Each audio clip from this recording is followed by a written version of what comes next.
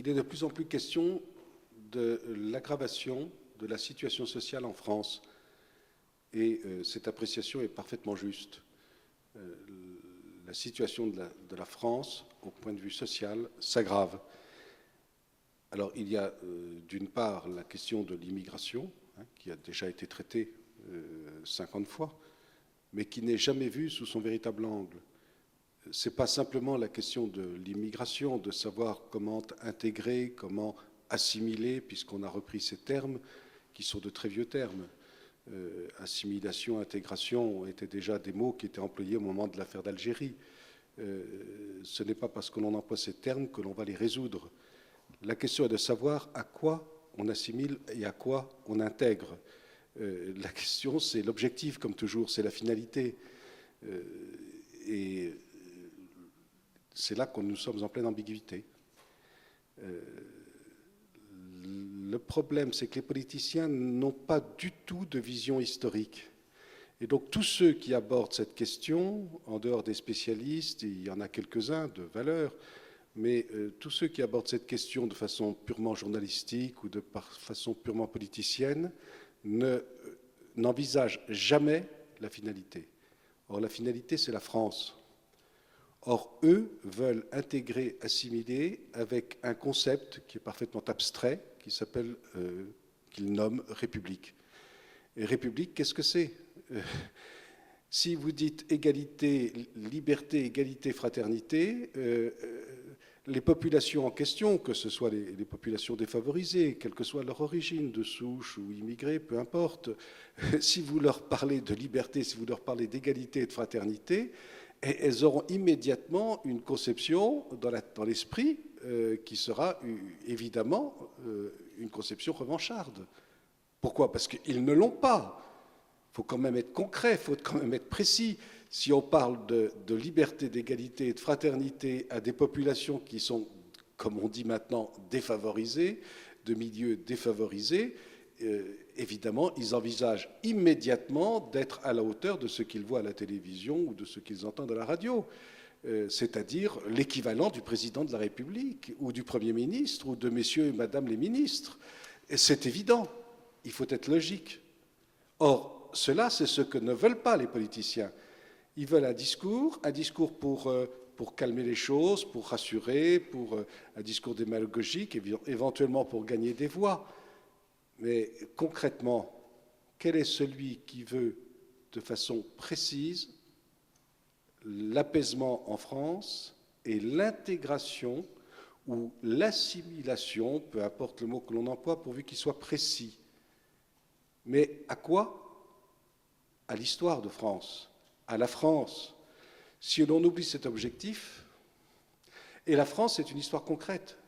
C'est 2000 ans d'histoire, c'est 1500 ans d'histoire, c'est 1000 ans d'histoire selon que l'on prend une date qui remonte à Vercingétorix ou à Charlemagne ou à Hugues Capet. Mais c'est une histoire.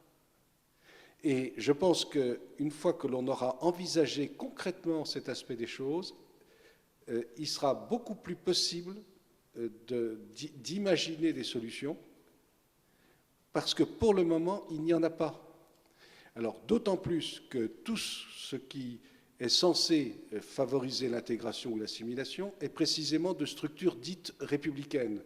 Ce mot ne veut rien dire, ce sont des abstractions.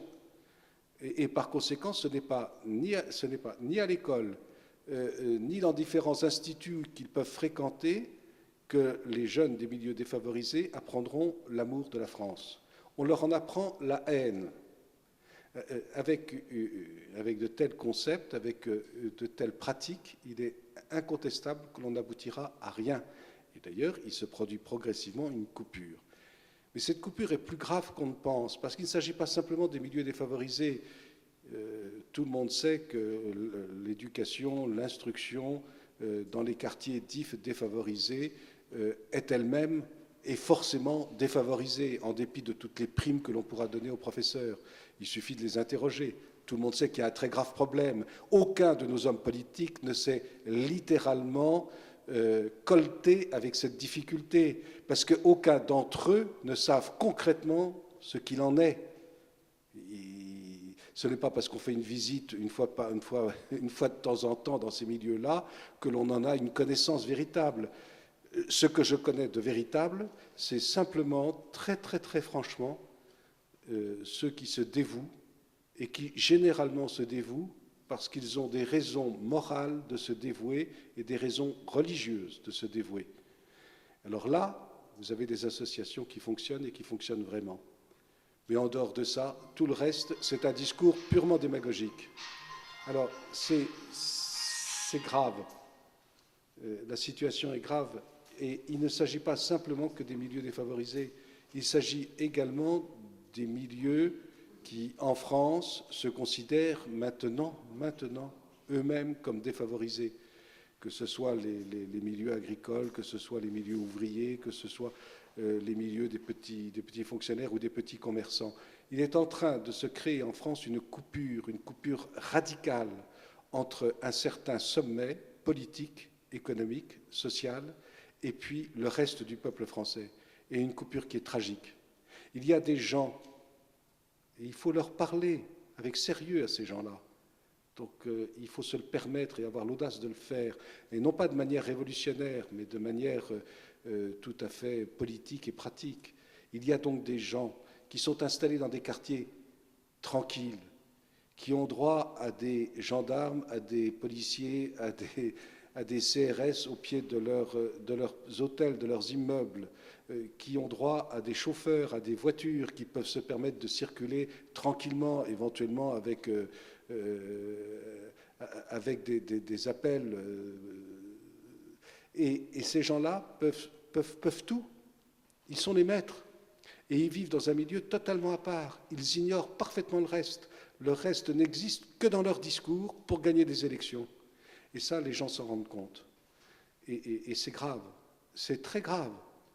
Parce que d'un côté, se transmettre le pouvoir, c'est toute une classe.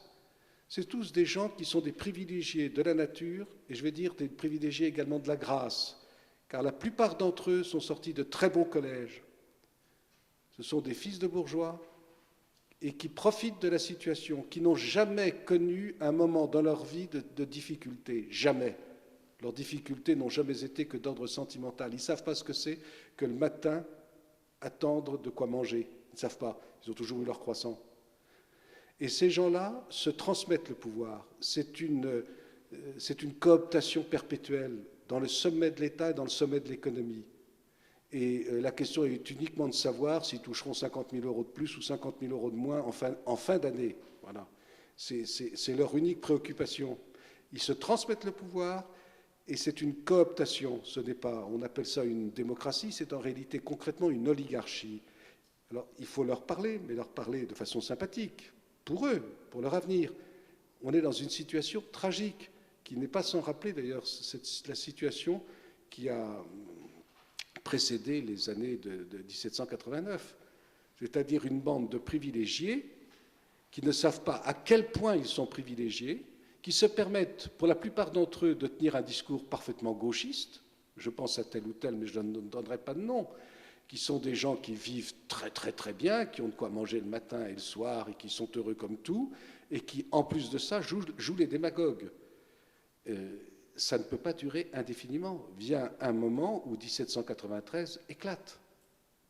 Alors là, il y a une question qui est très très très très grave. Et je pense que la France est à la limite d'une rupture. Mais il faut bien se rendre compte, c'est que malgré tout, les Français tiennent à la France. Et contrairement à ce que pensent ces gens-là, qui ne sont pas attachés à la France, sinon à leur château 18e ou à leur collection personnelle, privée, parce qu'ils ont tous ça, il faut bien se rendre compte que les Français, et même ceux qui voudraient s'intégrer à la France, ne pensent qu'à une chose, c'est à la France, à l'histoire de France. Ils voudraient qu'elle se continue, qu'elle se poursuive. Et ces gens-là ne sont pas capables. Ils n'ont pas en eux, aucun d'entre eux ne peut, c'est une question de nature, ils ne peuvent avoir en eux, malgré leur qualité de chef d'entreprise, de tout ce que l'on voudra, ils n'ont pas, en tous les cas, la capacité de continuer, de maintenir, de faire aboutir l'histoire de France. Ça ne leur appartient pas. Est-ce qu'un jour, cette classe-là voudra bien comprendre qu'elle a usurpé d'une certaine manière le pouvoir, qu'elle en use à son profit, mais qu'il faudra bien qu'un jour, elle le remette, ce pouvoir, à qui de droit ?